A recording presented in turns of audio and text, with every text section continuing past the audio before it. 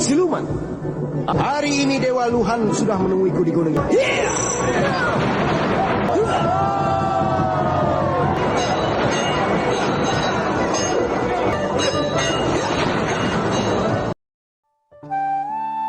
Halo Sobat Santuy, gimana nih kabarnya?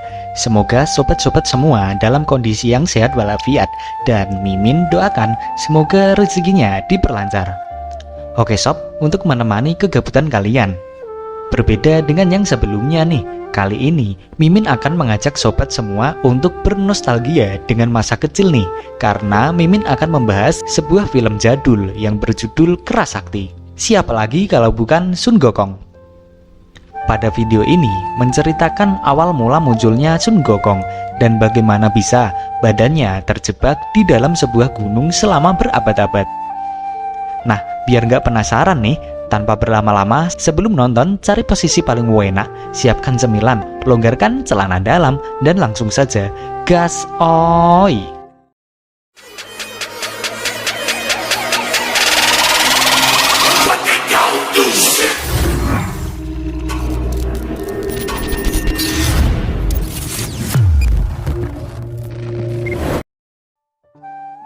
Di awal film, memperlihatkan Sun Gokong yang sedang memimpin pasukannya. Nampaknya mereka akan bersiap-siap untuk berperang dengan pasukan Kekaisaran Langit. Perang itu terjadi karena Sun Gokong saat di kayangan menghabiskan semua buah persik milik Mahadewi. Ia juga membuat kekacauan. Karena itu Kaisar Langit sangat murka, lalu memerintahkan Dewa Erlang beserta ke-30.000 pasukannya untuk menghancurkan tempat tinggal Sun Gokong sampai rata dengan tanah. Sun Gokong memerintahkan 10.000 prajuritnya untuk menyerang pasukan Dewa Erlang. Peperangan pun dimulai. Di sini, untuk melawan Dewa Erlang, Sun Gokong merubah tubuhnya menjadi sebuah kuil nih. Dewa Erlang yang sampai di tempat itu merasakan keanehan dengan kuil itu. Ia pun menggunakan mata ketiganya untuk mengetahui kebenarannya. Akhirnya, dengan bantuan mata itu, Dewa Erlang pun berhasil membongkar penyamaran dari Sun Gokong. Sun Gokong pun mengubah tubuhnya lagi menjadi burung. Tak tinggal diam, Dewa Erlang mengubah tombaknya menjadi panah, dan ia pun memanah Sun Gokong.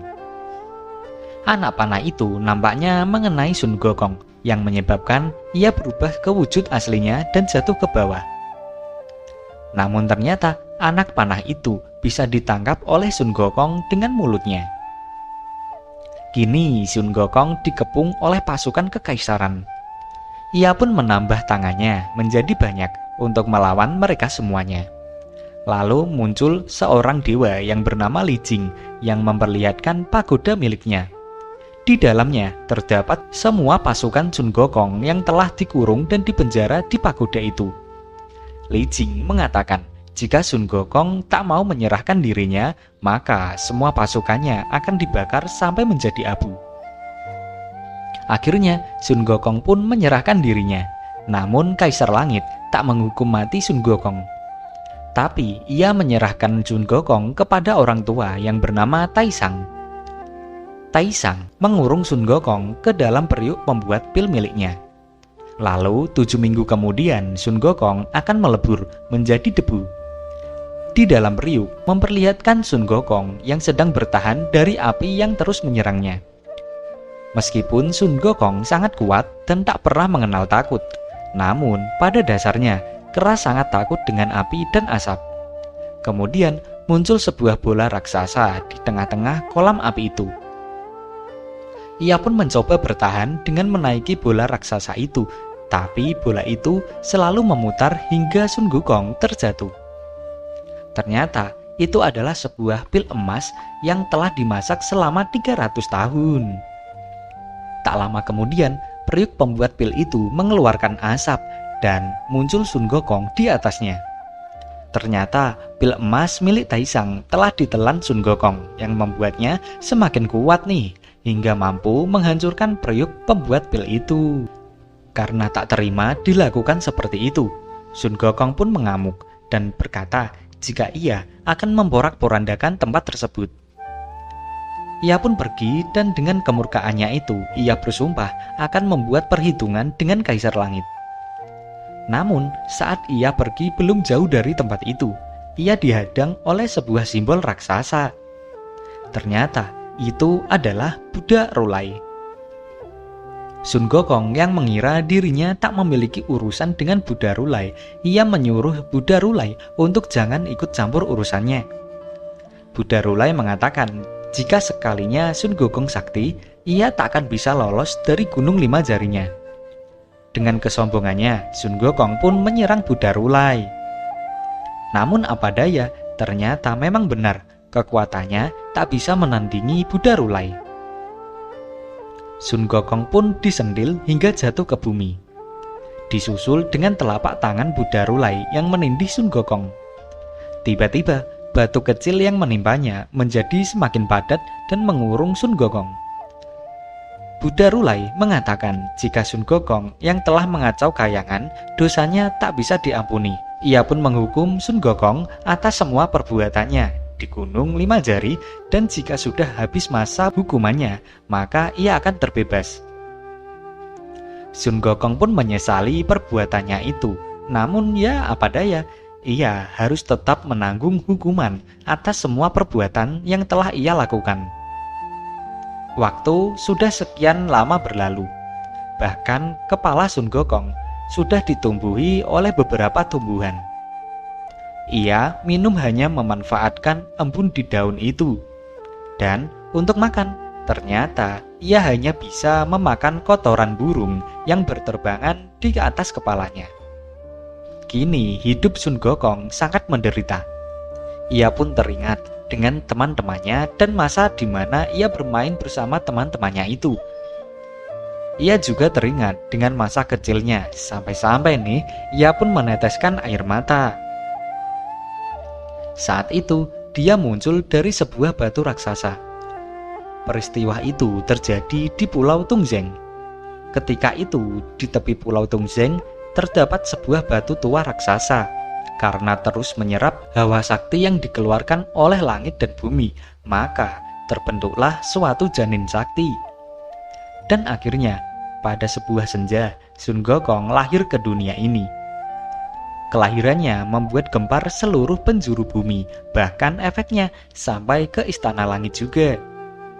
Di Istana Langit, mata sakti dan telinga sakti melaporkan kepada Kaisar Langit jika di Pulau Tungzeng muncul makhluk aneh yang membuat keributan di sana. Panglima Tianfeng menawarkan dirinya untuk membunuh makhluk itu, dan Kaisar Langit pun mengizinkannya. Sesampainya di Pulau Tungzeng, Tianfeng yang ditugaskan untuk membunuh makhluk itu memulai pertarungan dengannya. Menggunakan garuk saktinya, Tianfeng mampu memotong ekor dari makhluk itu. Dengan demikian, makhluk itu pun kempes dan menjadi semakin mengecil, lalu berubah menjadi anak kera. Saat ia akan membunuh kera itu, muncul Dewi Kuan Yin yang menghentikannya. Ia menjelaskan jika kera itu memiliki kemampuan yang luar biasa. Kelak, dia akan menjadi pengikut ajaran Buddha. Maka dari itu, Tianfeng dilarang untuk membunuhnya. Dewi Kuan Yin mengatakan, karena ekornya sudah terputus, kera itu tak akan bisa mencelakai penduduk bumi lagi. Ia juga mengatakan, jika kelak Tianfeng akan berjodoh dengannya. Mendengar itu, Tianfeng menjadi semakin bingung. Namun Dewi Kuan Yin mengatakan jika itu adalah rahasia langit. Ia menyuruh Tianfeng untuk kembali dan melaporkan peristiwa itu kepada Kaisar Langit.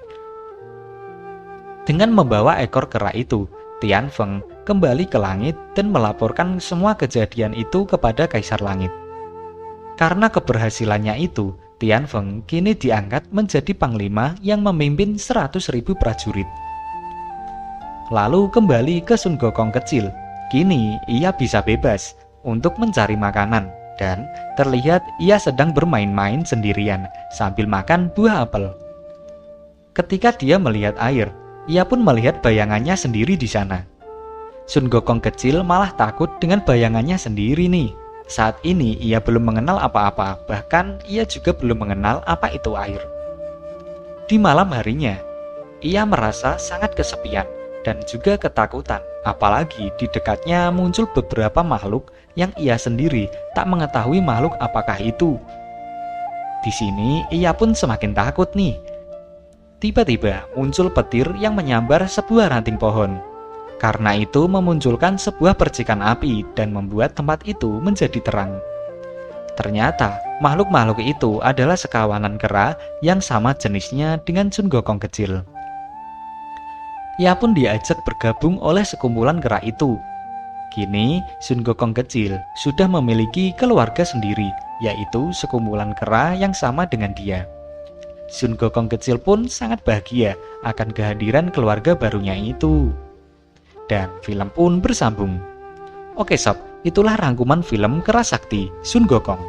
Nah, bagaimanakah kisah selanjutnya? Nantikan kelanjutan videonya ya sob, yang akan Mimin upload di channel ini juga. Oke sob, sekian dari Mimin dan sampai ketemu di video selanjutnya. Bye bye.